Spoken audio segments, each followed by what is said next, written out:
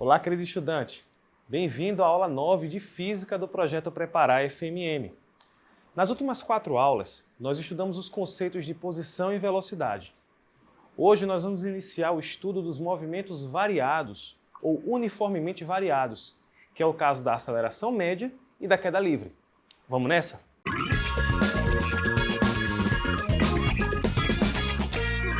Quando estudamos a velocidade média, nós tratamos apenas situações em que a própria velocidade era constante.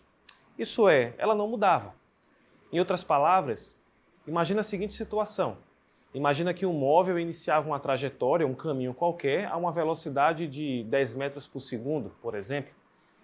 Como a velocidade era constante, ele iniciava a 10 metros por segundo e terminava a 10 metros por segundo. Mas o que acontece quando a velocidade muda no caminho ou varia? Vamos ver. Então vamos aqui agora definir uma relação matemática para a aceleração média. Porém, antes vamos entender como é que ela funciona.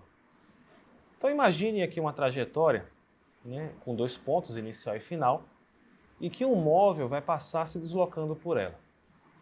No ponto inicial aqui, nós temos que a velocidade desse móvel vai ser de 10 metros por segundo. E assim que ele passar por esse ponto, a gente liga um cronômetro. Ao chegar no outro lado, a velocidade já vai ser de 20 metros por segundo. E vamos supor que ele gastou aí 10 segundos para fazer essa trajetória. Você notou que foi que variou aqui? Ele iniciou a trajetória com uma velocidade e terminou com outra. Então, nesse caso, a velocidade não é mais constante. Ela variou com o tempo. É isso que a gente chama de aceleração. Então, como a gente calcula uma aceleração média entre 2 pontos? Muito parecida com a equação da velocidade média que a gente viu algumas aulas atrás. A aceleração média, então, vai ser a variação da velocidade, que é a velocidade final menos a inicial, v menos VO, sobre a variação do tempo, t menos TO. Vamos ver aqui alguns exemplos. Nesse primeiro exemplo, igual ao anterior, vamos imaginar que o nosso móvel começou a trajetória com 10 metros por segundo e 10 segundos depois ele estava com 20. Qual foi a aceleração média do móvel nesse trajeto? Bem, aplicando aqui a fórmula, ΔV por ΔT. Então a velocidade final foi 20, a inicial foi 10, dividido pelo tempo gasto. Então no caso vai ficar 10 dividido por 10, a aceleração média então 1 metro por segundo ao quadrado. Fica atento, tá?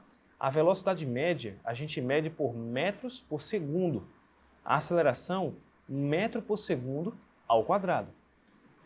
Nesse caso aqui, o móvel ganhou velocidade. Ele tinha 10 metros por segundo e depois aumentou para 20.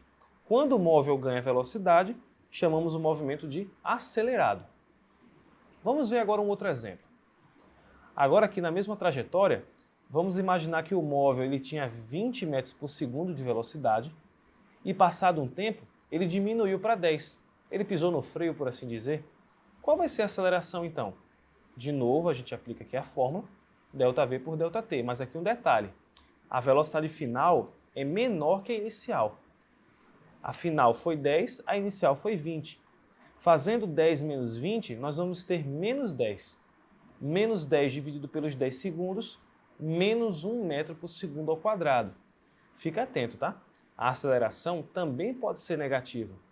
A velocidade, ao fazer a conta, ela pode dar negativo, mas o tempo não. Então, nesse caso, quando o móvel perde velocidade, ele tinha uma maior e foi para uma menor, o movimento é desacelerado.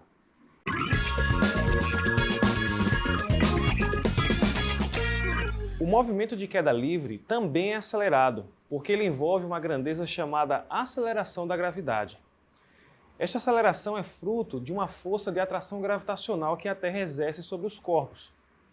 Aqui na Terra, essa aceleração vale aproximadamente 9,806 metros por segundo ao quadrado. Mas, para facilitar a nossa vida e nossos estudos, a gente vai arredondar esse valor para 10 metros por segundo ao quadrado. Só para você ter uma ideia de comparação, na Terra temos esse valor. Na Lua, a aceleração gravitacional vale 1,8 metros por segundo ao quadrado, enquanto lá no planeta Júpiter, ela vale 24 metros por segundo ao quadrado. Agora nós vamos ver como calcular algumas grandezas envolvidas na queda livre. Bem, como vimos, o movimento de queda livre, ele também vai ser acelerado porque é influenciado pela aceleração gravitacional. Aqui nós temos uma ilustração de uma bolinha que caiu de uma certa altura h. O que vai nos interessar em saber na queda livre? São três grandezas: a altura da queda, o tempo da queda e a velocidade com que o corpo atinge o chão. E vale lembrar sempre, tá? Em uma queda livre, a aceleração sempre vai ser a gravitacional, que a gente acabou de adotar como 10 metros por segundo ao quadrado. Vamos ver aqui as equações. Bem, para calcular o tempo de queda em função da altura, nós usamos esta equação aqui. O tempo de queda vai ser igual a raiz quadrada de 2 vezes a altura sobre a gravidade. Perceba que a única coisa aqui que pode mudar nessa equação é a altura, porque a gravidade sempre vai ser 10. Isso quer dizer que quanto mais alto eu soltar um corpo em queda livre, mais tempo ele vai levar para cair. Para calcular a velocidade do corpo quando ele atingir o chão, nós temos duas equações. A gente pode usar essa primeira, onde multiplica o valor da gravidade, que é 10, pelo tempo de queda. Ou, caso a gente não saiba o tempo de queda, a gente pode usar essa daqui, em que a velocidade é raiz quadrada de 2 vezes a gravidade vezes a altura. Novamente, a única coisa que pode ser alterada aqui é a altura. Quanto mais alto eu soltar a bolinha ou o corpo, mais rápido ele vai chegar ao chão. E como eu calculo a altura em função do tempo de queda? Com esta equação aqui.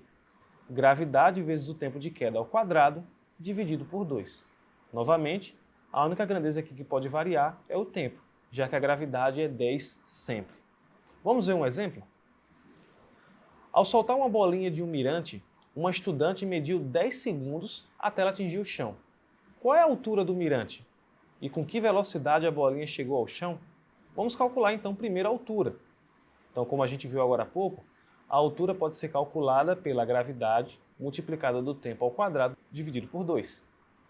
Então, trocando os valores, gravidade vale 10, o tempo de queda, como disse na questão, 10 segundos, tudo isso dividido por 2. Cuidado para você não esquecer o quadrado. Esse é um erro, infelizmente, bem comum. Então, aqui temos 1000 dividido por 2, a altura, então, 500 metros. Você pode fazer esse experimento caso você mora em algum local alto. Pega uma bolinha de papel, uma pedrinha, solta do local alto e mede o tempo. Se você aplicar essa mesma equação com esse mesmo passo a passo, você consegue descobrir a altura. Agora, qual é a velocidade que a bolinha chegou ao chão?